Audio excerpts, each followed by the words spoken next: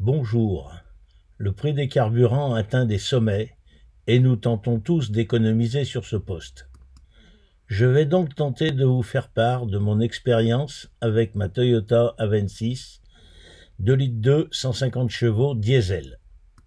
Voici les caractéristiques de la voiture. Le couple à bas régime, vers 2000 tours, est très intéressant. Le constructeur annonce une consommation moyenne de 6,7 litres. Les internautes annoncent entre 7,6 litres et 5,8 litres. Pour ma part, j'utilise un petit tableau Excel où je note tout ce que je fais comme frais pour la voiture. Au bout de plus de 300 000 km, voici ce que j'ai obtenu. Je note la date, les kilomètres, le nombre de litres, le prix en euros, le prix au litre et, donné par l'ordinateur de bord, les temps totaux de parcours par rapport à un plein. L'entretien, pneus, vidange, plaquettes, interventions diverses, l'assurance et les frais d'autoroute. Et j'obtiens ainsi mon coût kilométrique réel ainsi que la consommation moyenne sur le plein considéré. Comme vous le voyez, elle fluctue entre 4,6 litres et 5,5 litres. Et la vitesse moyenne réalisée sur le parcours. Cette vitesse moyenne peut vous paraître faible, mais elle tient compte que le compteur se met en route dès la mise en route du contact et s'arrête à la suppression du contact. D'autre part, je circule souvent sur des parcours très sinueux où on ne peut pas aller vite. Tout d'abord, avant de prendre la route, la première chose à contrôler, c'est la pression des pneus. Elle est prépondérante dans l'usure de ceux-ci, mais aussi dans la consommation. Les facettes, soit défaut des amortisseurs usés, soit défaut d'équilibrage. Usure à l'intérieur ou à l'extérieur du pneu, défaut de parallélisme, géométrie à faire revoir. Usure de la partie centrale, mais pas sur les côtés, correspond au surgonflage. Enfin, usure sur les deux côtés, mais pas au milieu, correspond au sous-gonflage, et là, c'est de la surconsommation assurée. Pour ma part, j'utilise un surgonflage de 600-700 grammes par rapport à la norme indiquée par le constructeur et j'obtiens une usure absolument régulière partout et une consommation très faible, vous allez voir. Tout d'abord, il convient autant que possible de ne pas utiliser de barre de toit, coffre de toit, galerie, porte-ski ou vélo quand ce n'est pas indispensable et de ne pas transporter de charge inutile dans le coffre. Voici les principaux indicateurs. Tout d'abord, la vitesse exacte par satellite.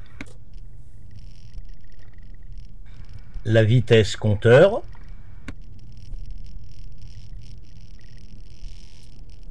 Le régime moteur.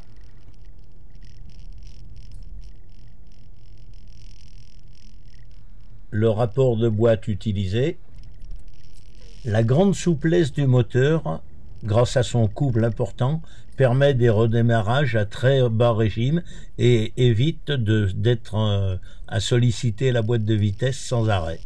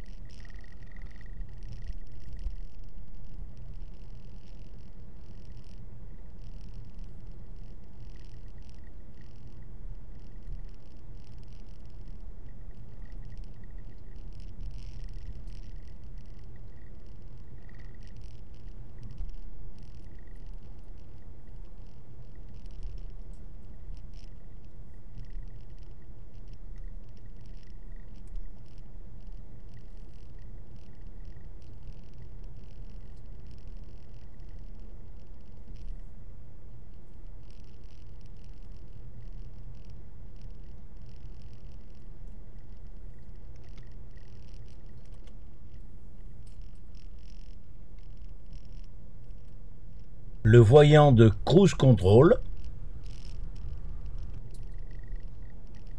à utiliser sans modération.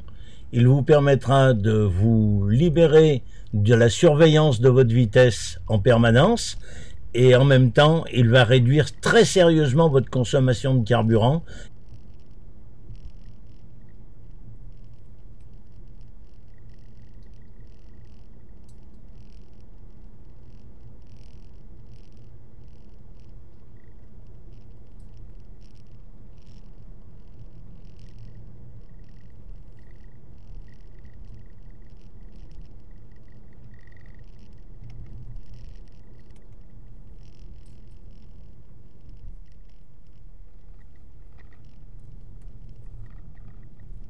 Et l'affichage de la consommation instantanée.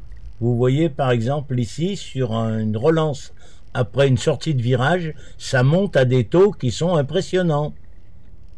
Je vous invite donc à, si vous en possédez sur votre voiture, à afficher la consommation instantanée. Ça va vous motiver sur toutes les actions qui sont très consommatrices de carburant.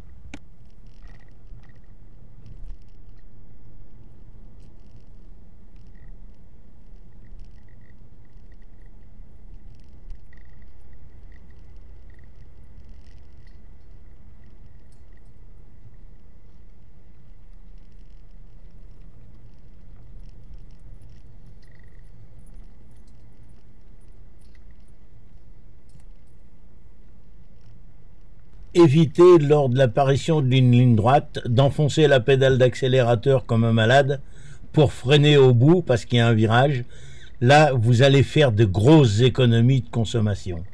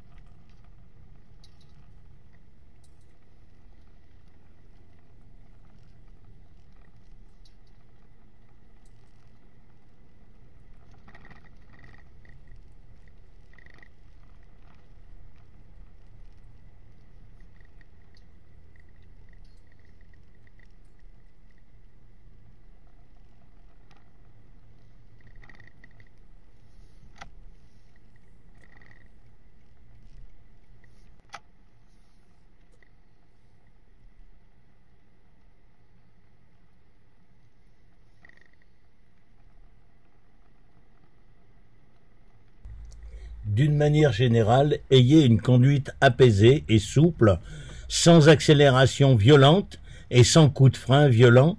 Toutes les relances vous coûtent très très cher.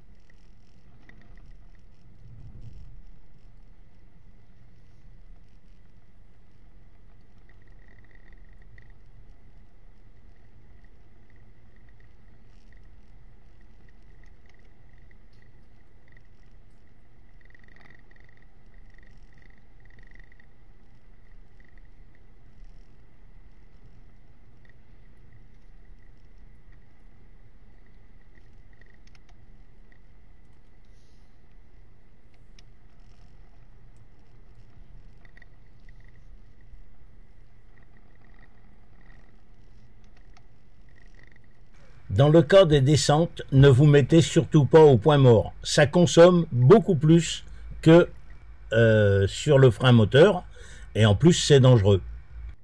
Regardez, au point mort, ça consomme 1 litre, alors que sur la 5e, frein moteur, ça consomme 0. Je recommence. Point mort.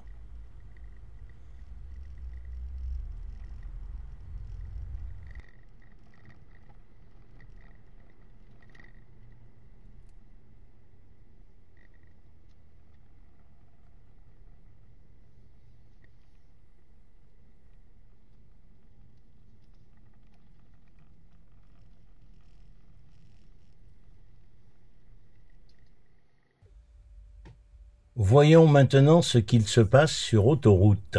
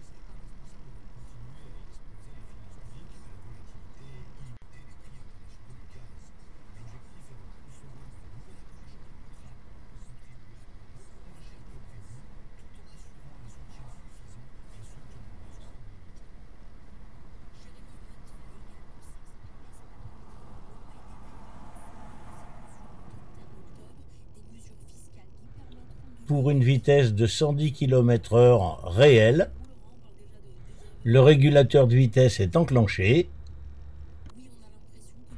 Sur la 5e, je suis à 5 litres 2, 5 litres 5, suivant le profil de la route.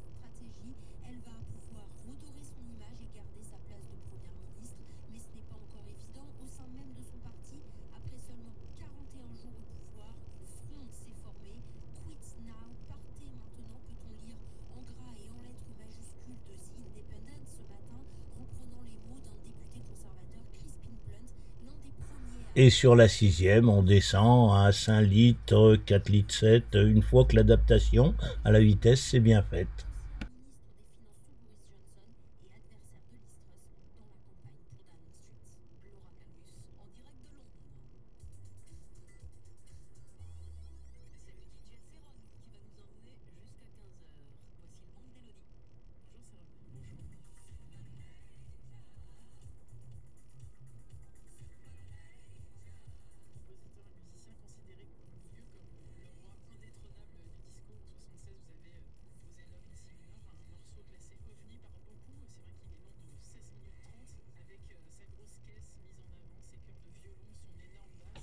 Passage à 130 km/h, notez l'augmentation de la consommation pour franchir ces 20 km/h qui sont énormes. Une fois que la vitesse sera stabilisée, ça va redescendre grâce au régulateur. Mais au pied, vous ne ferez jamais aussi bien qu'au régulateur. Donc c'est le moment de l'utiliser.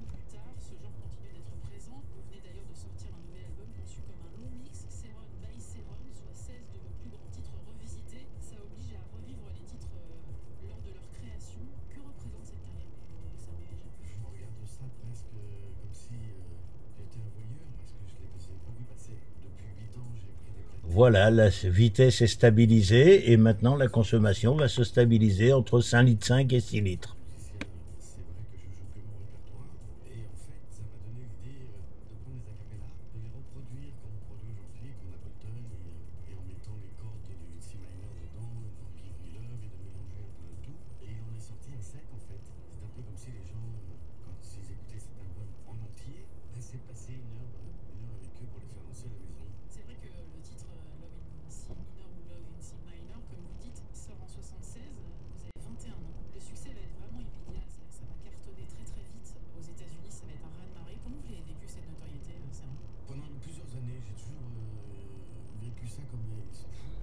Notez au passage qu'on passe par une consommation zéro lors du ralentissement, je suis freiné par un camion qui est devant, et ensuite l'augmentation énorme pour retrouver la vitesse originale de 130 km/h.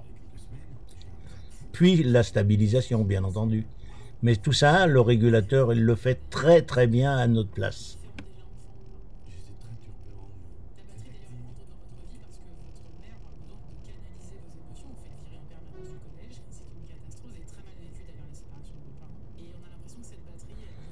Les variations pendant une route normale sous régulateur sont normales autour de 1 litre, 1 litre et demi, en fonction du profil de la route qui se modifie légèrement. Ce n'est jamais rigoureusement plat, il y a toujours une légère montée, une légère descente qui va faire une petite variation.